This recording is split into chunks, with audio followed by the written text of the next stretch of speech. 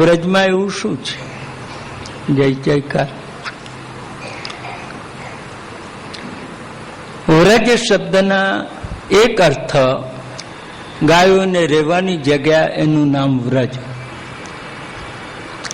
બીજો વ્રજ શબ્દનો અર્થ જવું. વ્રજતી ગચ્છતી, જવું.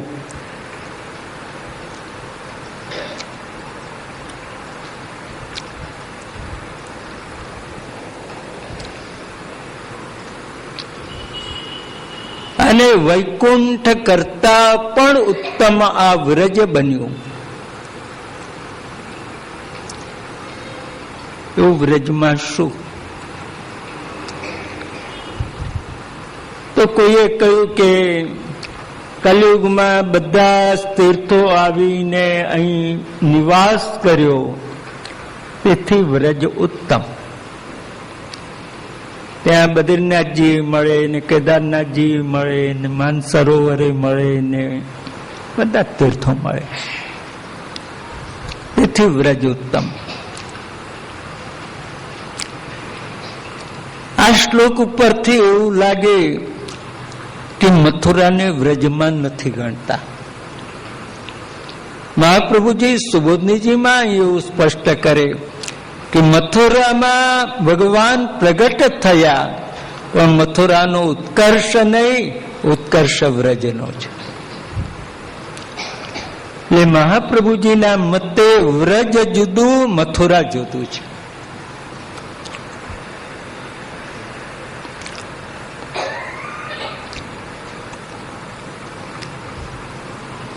તો 84 કોષની એક યાત્રા કરીએ તો બધા તીર્થોની યાત્રા થઈ જાય,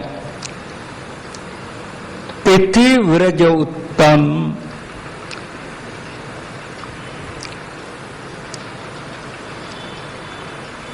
તો બીજું કારણ આપે છે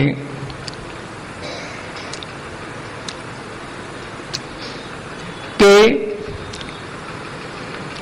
આખા વિશ્વને પોતાની પાછળ આમ ગુમાવનારી મહાશક્તિ એ લક્ષ્મી.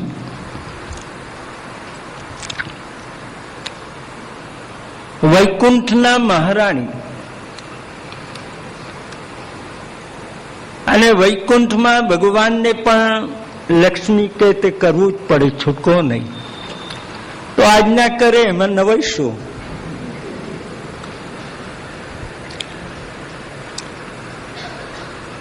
એ લક્ષ્મીજી આ વ્રજમાં આવીને વસ્યા, જે બધાનો આશ્રય હતી.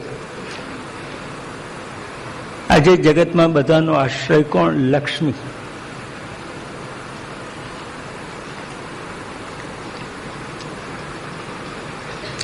લક્ષ્મી વિના નર ના થયો ને લક્ષ્મીથી નાથા લાલ.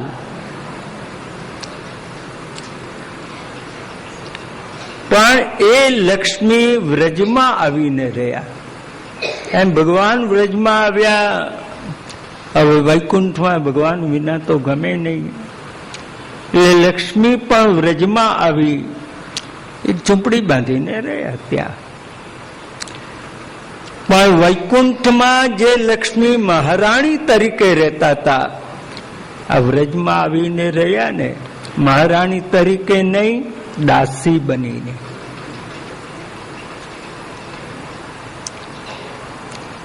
કારણ વૈકુંઠમાં તો લક્ષ્મીને હતું, અહીં મારી સેવામાં ભાગ પડાવનાર કોણ છે?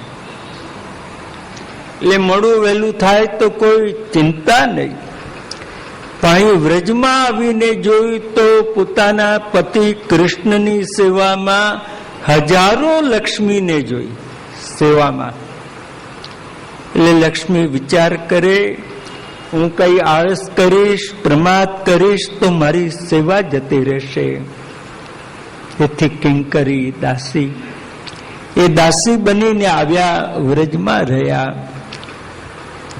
તેથી તો મહાપ્રભુજીએ ગાયું, લક્ષ્મી સહસ્ર લીલા ભે સેવ્યમાનં કલાનિધિમ. અહીં તો હજારો લક્ષ્મીઓ હતી.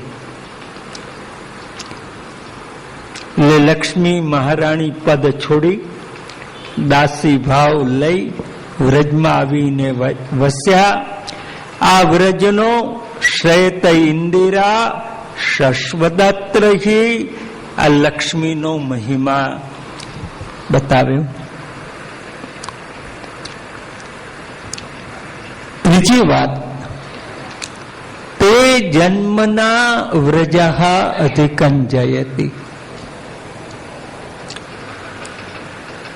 ભગવાને વ્રજમાં જન્મ ન લીધો હોત તો આપણામાંથી વ્રજમાં કેટલા જાત?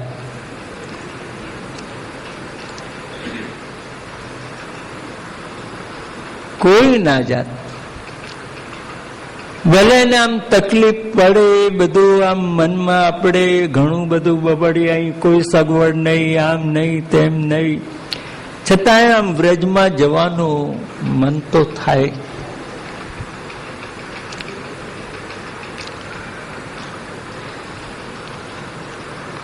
કારણ કે ભગવાને જન્મ લીધો એ ભૂમિમાં અને વ્રજ વૈકુંઠ કરતા વધી ગયું. વૈકુંઠનાથ ભગવાનનો કોઈ જન્મ દિવસ નહીં, કોઈ પુરાણમાં ના મળે.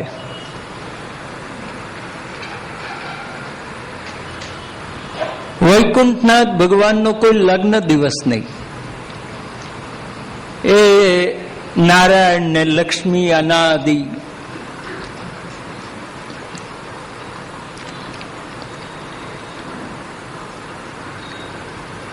તો લક્ષ્મીજી કે આજકાલ લોકો જગતમાં પોતાનો લગ્ન દિવસ મનાવે, પાર્ટી આપે, આપણે આપણો નહીં મનાવવાનો. ભગવાન કે એમાં પડવા જેવું ના કઈ. એમાં હશે તો લોકો આમ પોતાની મેરેજ પાર્ટી, આમ મેરેજ ડે મનાવે ને આમ. પણ ભગવાન કે લક્ષ્મીજી તને યાદ છે કે તું ક્યારે પરણી? લક્ષ્મી યાદ કરે, કઈ યાદ નથી આવતું કઈ. તો ભગવાન કે મને યાદ નથી. તો કે આપણે એની માટે ફરી પરણવું પડે. હા, જો આમ મેરેજ ડે મનાવવો હોય તો.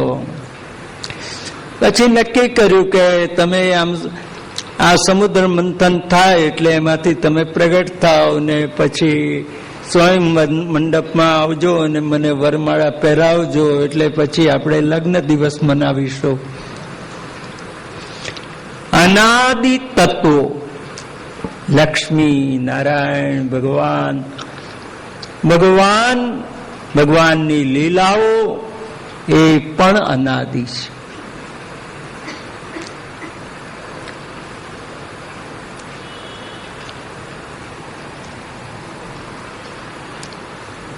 તો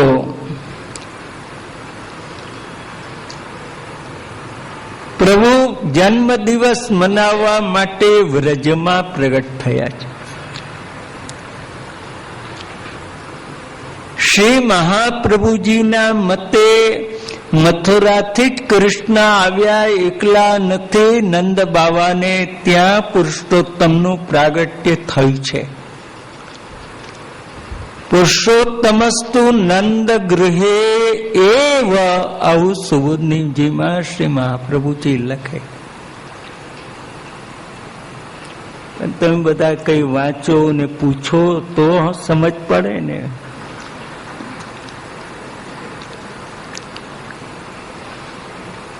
થોડું થોડું વાંચો, એવું ના સમજાય તો વાંચવું. મન નથી સમજાતું તો કથા કરું છું ને. આપણે તો પેલી એક વાત વાંચેલી ત્યારથી આમાં નક્કી કર્યું કે બહુ ડરવું નહીં. પેલા એક રોગી ઓપરેશન કરાવવા ગયા અને ડોક્ટરને કહેવા લાગ્યા, સાહેબ મને બહુ બીક લાગે છે, મારું આ પહેલવેલું ઓપરેશન છે, મને બહુ બીક લાગે છે. એ ડોક્ટર કે હું નથી ગભરાતો, તમે શું કામ ગભરાવો છો? મારે પણ પહેલું જ ઓપરેશન છે.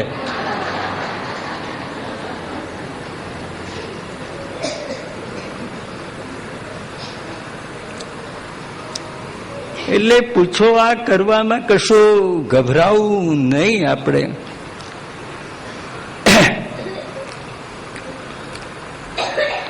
પ્રભુના પ્રાગટ્યથી વ્રજ